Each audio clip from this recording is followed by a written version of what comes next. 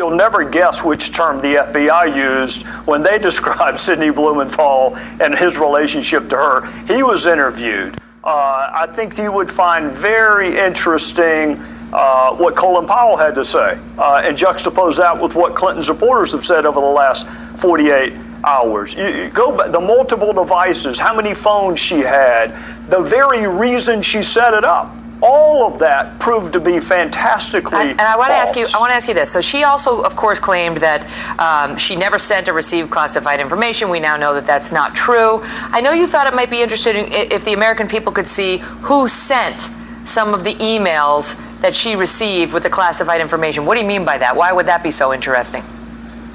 Well, right now, even Congress can't see the identities of them. They are so classified that even a congressman in a skiff with no telephone, no iPad, no notes, cannot even see who the author or the originator of that email string was. That is how classified that information was that she was handling on a non-secure server. Mm-hmm. So Sidney Blumenthal is one author. Of course, you know Cheryl Mills and Numa Abedin and Jake Sullivan, but there are even some originators that even members of Congress cannot see the identity of them because of the nature of the information. Mm-hmm. But meanwhile, she was saying, I had no idea. No, classified? No.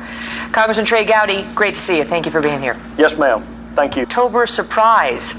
The fugitive founder of the controversial group WikiLeaks is here in an exclusive interview on the information he holds and what it may mean for Mrs. Clinton. Don't miss Julian Assange. According to the average of all polls, she's beating Donald Trump by 5.5 points nationwide.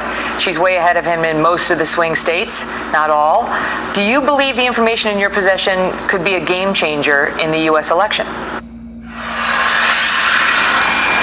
Conversation with Julian Assange, co-founder and editor-in-chief of WikiLeaks.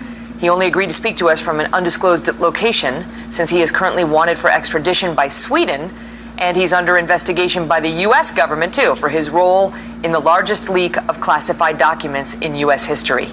Here is part one of that exclusive interview. Watch. Julian, thank you very much for being here. So let's start with the additional information you have regarding Hillary Clinton. When can we expect this information? While we're working around the clock, we have received quite a lot of material, stimulated, of course, by the U.S. election process and by our major DNC revelation, which has now led to the resignation of 5 top officials in the DNC, including Debbie Wasserman Schultz, the president, the last one, late last week. So, it's a complex business, what we do.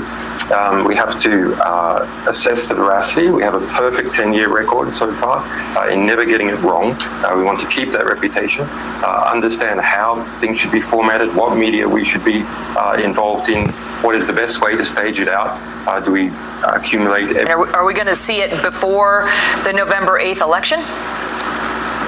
Yes, absolutely. In the case of the DNC leaks, for example, we pushed as fast as we could to try and get it in before the Democratic nomination conference, because obviously people have a right to understand who it is that they're nominating and what sort of process was involved. And the same is true here for the U.S. electoral process. People involved in that election have the right to understand who it is they're electing. Now, you've seen it, right? Can you tell us how significant you believe it is? Compare its significance to what we saw released by WikiLeaks in July. Well, I don't want to scoop ourselves. We have a lot of pages of material, thousands of pages of material. So, I have not read every single page. We're hard at work in doing that, trying to understand, etc. I don't want to give the game away, but it's a variety of different types of documents from different types of institutions that are associated with the election campaign. Some quite unexpected angles that are quite interesting. Some even entertaining. Do you right now, according to the average of all polls, she's beating Donald Trump by 5.5 points nationwide. She's way ahead of him in most of the swing states, not all. Do you believe the information in your possession could be a game changer in the U.S. election? I think it's significant. You know, it depends on how it catches fire in the public and in the media. Joining us now, Chris Stirewalt, our Fox News digital politics editor, and Dana Perino, former White House press secretary and co-host of The Five. Part 2 of our interview is with Assange is tomorrow, and wait until you see it. Okay, so this is something a lot of people talk about, which is the October surprise. And despite all the polling we've seen for Hillary Clinton in her favor, whether that guy I just talked to has got the one thing that really could stop her, some sort of a bombshell, that could be a deal breaker for her. Dana, what are your thoughts?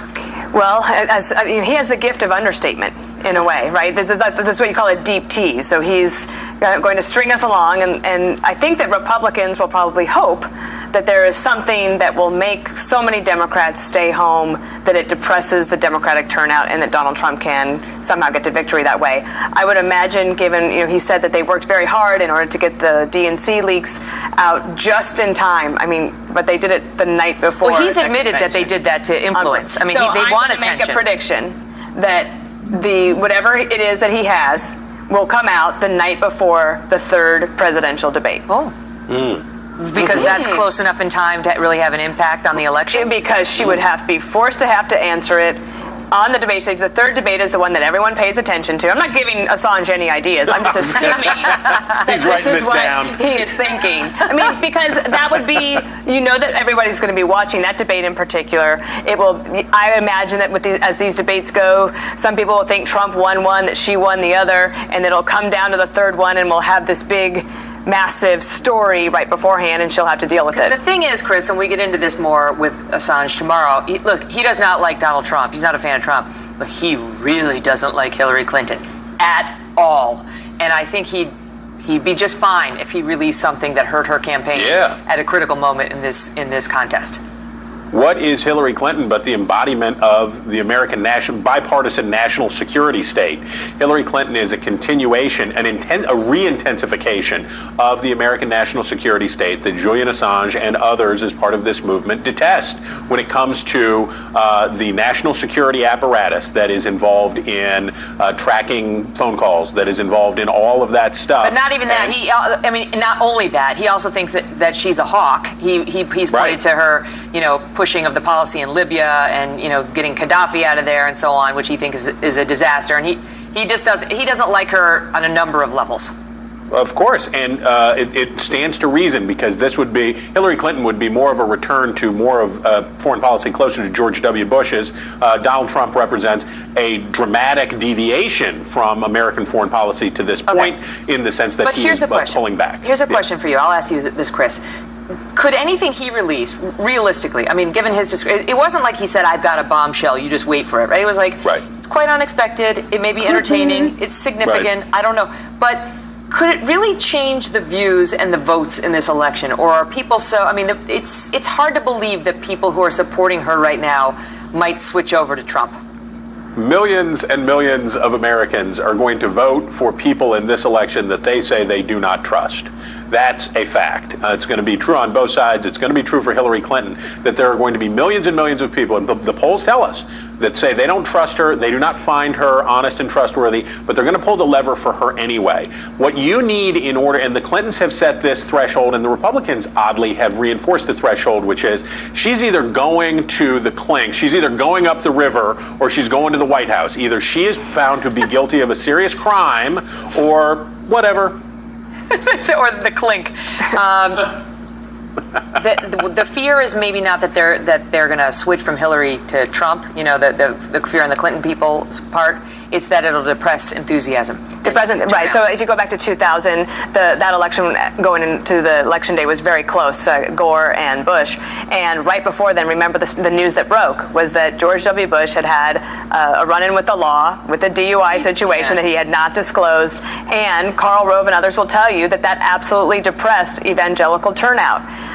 Now, if Trump can get this election closer and it depresses turnout on her side, maybe that helps. Fascinating. Great to see you. You as well, Stirewalt. We have much more with WikiLeaks founder Julian Assange, including questions about the mysterious murder of DNC staffer Seth Rich, who was killed, and whether he was a potential source for WikiLeaks. Assange goes farther than he's ever gone before on that question. Don't miss that extended interview tomorrow night, 9 p.m. right here on the Kelly File. News breaking tonight on Donald Trump and a critical part of